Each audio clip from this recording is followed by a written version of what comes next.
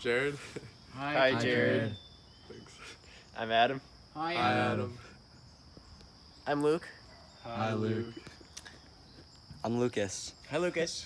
Hi, Lucas. So my personal interpretation of this novel was that Arthur Miller kind of has an outward look on capitalism, kind of in a socialist view, because Willie is a salesman who, despite all his efforts to raise his sons and meet with businessmen and try to be a good businessman, in the end he's an old man and he can't make it as a businessman, sadly. So Arthur Miller is definitely displaying here that no matter what you do, the American dream cannot be achieved just by working hard or just by all the efforts that you do. You have to have some sort of head start, kind of what Ben did.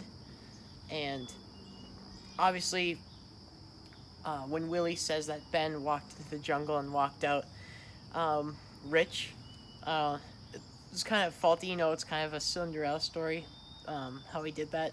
But I don't think that's how it actually happened. That he just made it all on his own. That he had some help doing it. And that's what Arthur Miller tries to display in this book. Something I think, for my personal interpretation, something I think Arthur Miller was trying to convey through his novel Death of a Salesman was he's trying to get at the issue of mental illness in society, because I think there's a chance that the main character, Willie, could have had bipolar. He could have been bipolar, because sometimes he was kind of at the highest of highs and other times the lowest of lows. He's also very abusive to his son Biff and his wife Linda, and his wife Linda was constantly trying to calm him down and just get him relaxed and not be so aggressive towards his family members. And ultimately this led to his suicidal behavior and towards the end his ultimate suicide. So, for my personal interpretation, I think Arthur Miller was trying to give a critique on the American dream and kind of inward versus outward appearances. So the whole play kind of revolves around the main character Willie trying to achieve the American dream, and he wants everyone around him to think he's achieved the American dream. So that's why in a lot of the book he talks about how he's a great salesman, how he knows everyone, and that's the image he wants to portray. But you also learn that now he's really struggling to make ends meet. He has to borrow money from his friend Charlie, and that he's just really failing, and his sons as well are failures, but both of his sons are trying to act like they're big, strong, tough men who are making their own way in life, even though they're failures. And Willie really wants to achieve the American dream, and towards the end of the book, he eventually kills himself to get his life insurance policy, and because he finally realizes that's the only way you can achieve the American dream, which for him is being rich. So he realizes if he kills himself, he can die rich and have a tangible reward for his life's work. So the way that I interpreted the book is that if you actually look at the book and you read it and stuff, you find that Willie never actually has his what he sells specified, and so that's kind of he's representing all salesmen, and not just salesmen, different people in the business world at that time, that he tries to be living in this capital America, and he does his best, but it's just really not enough. And so Luke said about the play on the capitalism versus socialism, you can definitely see how Arthur Miller definitely leans towards a socialist view, because capitalism doesn't seem to be working in America at this time, especially for people like Willie. He tries his hardest, but it just doesn't ever work out. So that's right. So one of my insights while I was reading the book was that Willie was definitely mentally unstable in some way, because it kept going into flashbacks of what happened when Willie was in a position to change things and he couldn't, and it's kind of haunting him when he's older. And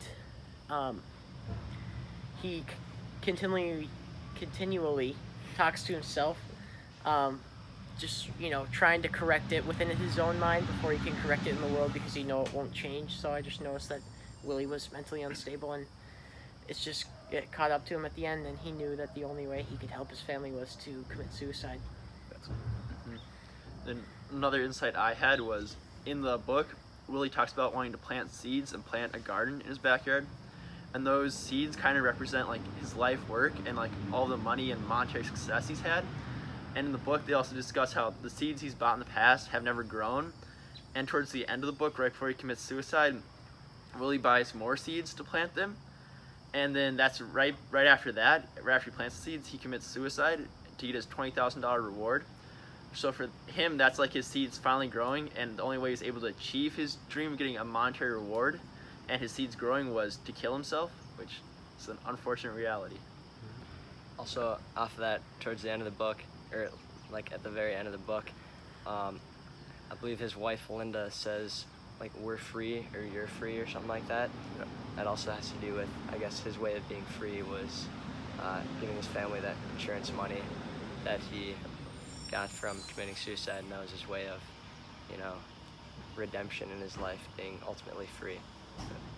Off of what Luke said about like his mental illness, he definitely seems very like narcissistic, like extremely delusional, and like something that like to go with that is that when he doesn't like have his delusions,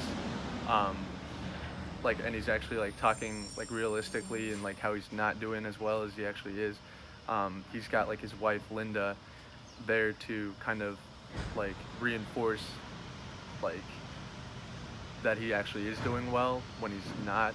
So she's just reinforcing his delusions, which makes it 10 times worse because he's not actually able to think realistically and get out of that trap of, I'm doing really horribly, I need to move on to something else.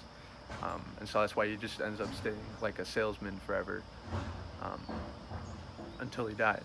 So Yeah, he always thinks he's doing better than he actually is, and when things aren't going well, he usually blames it on Biff or Happy. Like, I told Biff everything. Why isn't he succeeding? He's a farmer out west. He's not doing anything with his life, but it's really Willie who's not doing anything with his life at that point. And it's also like Willie's kind of mental illness kind of trickles over to the rest of his family. It's like since Willie's so motivated to be like the very best and to prove like he's successful, that kind of trickles over to his son. So his son Happy, like pretending throughout the book like he was some big shot manager or something, but turns out he was just like a lowly assistant, not really doing a whole lot. Then his son Biff claimed he was out west, like being a ranch hand or doing something at least not halfway bad, but turns out he's just in jail for 3 months out west. And his wife Linda never really stands up for herself. She just always supports her husband, even though he's really abusive to her.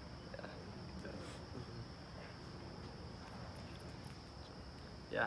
Anyone else have anything?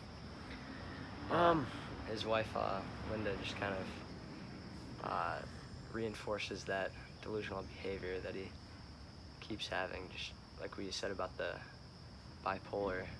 yeah, He just kind of narcissistic. yeah. Definitely narcissistic because he thinks that he's doing so well, and then like that even like goes into like the way that he treats his like his nephews and stuff. Like Bernard, Bernard's actually like really smart and he's doing like really well, but Willie makes fun of him in front of Biff and Happy, and so he calls him like anemic, and so he just like belittles Bernard even though Bernard's actually doing well, and that's because Willie's just like he's so insecure about himself and like how he's doing that he kind of like pushes that on everybody else around him, including like his nephew and his children and wife. So kind of makes them all like that. But Bernard luckily is not in that household, and so he doesn't really suffer from that delusion or narcissistic behavior, I guess. One thing I also noticed with Willie was he was never really content or satisfied with things. He just always wanted more. Like I know there are like several examples of some like appliances or like paying off the house or something like that, and like, some of his appliances just kept breaking down. Kept saying how he should have gotten like the nicer ones, and by the time he pays off one thing, he's got to pay off another. And breaking down by the time he fully pays it off, and he's just always wanting. So, for the book, overall, I thought it was a pretty good book. The Act 1 was definitely better than Act 2. Act 1 seemed more based around reality and have like very many situations which were imagined in Willie's head, whereas Act 2 was much harder to follow for me because some of the things were like things he had imagined, people didn't actually exist. So it was very hard to actually tell what was real and what was not. I personally liked the book. I personally liked it. It was just like, it wasn't like the best book I've ever read, but like it was pretty good. I liked, I don't know, like a different viewpoint on the American dream, just to like have like a different perspective. That's what I kind of liked, I guess. I thought the book was kind of disappointing, just like following all these people. Like Biff could have had just a great football career at the University of Virginia, I think it was, and then he just kind of threw it all away. Everything just kind of went downhill for him after he didn't attend that summer school. But, yeah. Yeah. Overall, I didn't like reading it as a book. I think if I saw it as a play, it would have been more interesting. That's what it is. But as a book, again, yeah, what Lucas said, it's kind of disappointing because no matter what everyone does in the play, you know, they don't succeed, and then everyone else around them is succeeding. So I just didn't like that Willie kind of spiraled down and he couldn't really achieve what he wanted to, and the only solution was death, which as we know, it's not really a factor in the real world today, but maybe was back then. But I just didn't like that aspect of the book. Well, I mean, so my question is, why does Willie care so much about his social status, and like how does he really like show that? And so he shows like that he believes like a person can make it in American society by showing their material wealth, like how much they own, different like how many houses they have, like their guest houses, cars, refrigerators, you know, different things that like make up a person's like social status. That directly translates to their material possessions, and he doesn't really care about like the quality of like any of that, like his refrigerator is like absolutely garbage, and like it just breaks down every 5 seconds. So he doesn't really care about the quality so much as just like having material possessions. And so like one of my quotes is, I'd build a little guest house for his kids, and then he's like, I could build 2 guest houses. So, you know, measuring his material wealth, how many guest houses he has, even though he might not be able to afford them, that like makes him feel happy because it's more material possessions for him to have. And another thing, that damn Studebaker, whoever heard of a Hastings refrigerator? Once in my life, I would like to own something outright before it's broken. And so that kind of goes into like him not really caring about the quality, just so much as he needs like material possessions. And then while I borrowed it from the locker room, says Biff, sure, he's got to practice with the regulation ball. Coach will probably congratulate him for his initiative. And that kind of goes into like him just wanting a ball and like having more material possessions for his son so that he can get better at playing sports. Really just materialistic guy, and that translates to how you're viewed in society. Okay, so my question was, what was the significance of the recorder and how did it apply to Willie? So in the book, Willie goes to Howard's office to try to ask Howard if he can stop being a traveling salesman and just stay home and sell.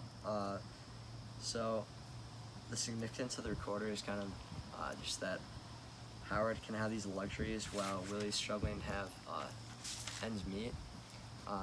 Willie's trying to have he's got these payments for all the bare essentials in his household, while Howard's just kind of shoving these luxuries in his face, like the recorder, which obviously isn't essential.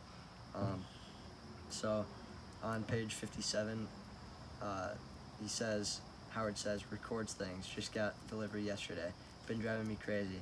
The most terrific machine I ever saw in my life. Was up all night with it. So you can kind of see that he's just kind of shoving it in Willie's face. Another quote on page 57 is, I bought it for dictation, but you can do anything with it. Listen to this. I had it home last night. Listen to what I picked up. First one is my daughter. Get this. So you can kind of see Willie's trying to have a conversation with him, trying to talk business while he's just kind of shoving him being so well off in his face. Another one on page 58 is, Willie says, I think I'll get one myself. Sure. And then Howard says, sure, they're only 100 and a half. You can't do without it. Again, just saying they're only 100 and a half. Well, that money would mean a lot to Willie. He's just kind of saying, look at how wealthy I am. Yep. Alright, so my question is, what do the diamonds in the dark forest represent, and how are they a metaphor for the plot of the book? So, the diamonds in the dark forest represent wealth, and the dark forest itself represents kind of the struggle and the journey to get there. So on page 182, Ben, who is Willie's brother, who became very rich, said, "When I walked into the jungle, I was 17, and when I walked out, I was 21, and by God, I was rich." So that's a metaphor for success in Ben's life, where Ben was able to succeed. He went up to Alaska. He was able to overcome all the odds and was able to become extremely rich. His life was full of diamonds and opulence. Whereas Willie decided not to go to Alaska with Ben and really struggled to make money. And then that brings up the next quote, which is on page 223. Willie says, "Because in those days I was yearning to go to Alaska. There were 3 gold strikes in 1 month alone." And this shows how Willie was always kind of looking forward to taking the risk. He's always looking forward to the future throughout the book, but he never really pushed himself to take the chance, to take the opportunity, and really go into the dark forest where he could achieve wealth. And then that brings me to my last quote, which is on page 245, where it's a string of quotes, where Ben says, "It's dark in there, but full of diamonds." And then Willie responds by talking about how he wants to commit suicide. He says, "When the mail comes, he'll," referring to Biff, "will be ahead of Bernard." And this shows how Willie finally decides he's going to take the one real risk of his life and commit suicide, because he knows he'll get a guaranteed payout. He'll walk into the dark forest and he'll retrieve his diamonds, and the diamonds being the insurance payout for when he does kill himself. And he believes with that money he can finally set Biff up for a future success by basically offering him that loan to kickstart his company. So, my question is, what is the deeper significance of Willie's relationship with his son Biff throughout the book? What I figured out was that Biff's success in life and his business aspirations and his money is kind of the livelihood of Willie, because Willie's livelihood depends on Biff's success, mainly in the book. On page 28, Willie, when he goes into his fits and he's talking to himself, he only talks about Biff and his success. And on page 28, he says, "You want to watch your schooling first, then when you're all set, there'll be plenty of girls for a boy like you." So he's going back to that moment where he remembers that Biff kind of gave up his college career of football just to have fun in high school, and he kind of slacked off in high school, and so Willie's going back to that moment and wishing he could do something to change that, because then he'd feel like he'd be a lot happier now. And then on page 55, Linda says to Biff, "Either he's your father and you pay him that respect, or else you're not to come here." So there's kind of this grudge between Willie and Biff, because Willie feels like he's failed Biff, and Biff doesn't want to have that on his conscience, and so he's kind of had some animosity towards Willie, but Linda realizes that Biff needs to pay him respect for Willie to feel like he's accomplished something with his sons. And then at the very end of the book, when Willie realizes that the only way for him to make Biff successful is to kill himself, because Biff can't be successful on his own. So on page 125, he says to Ben, "Ben, a man has got to add up to something. ... Remember, it's a guaranteed $20,000 proposition." So he realized Biff isn't going to do anything, and he needs to kill himself to get the $20,000 to give to Biff for his success. So the whole idea of the deeper significance with Willie and Biff's relationship is that Biff's success is all relying is sorry, Willie's livelihood totally relies on Biff's success, and in the end, Biff won't be successful, so Willie has to kill himself.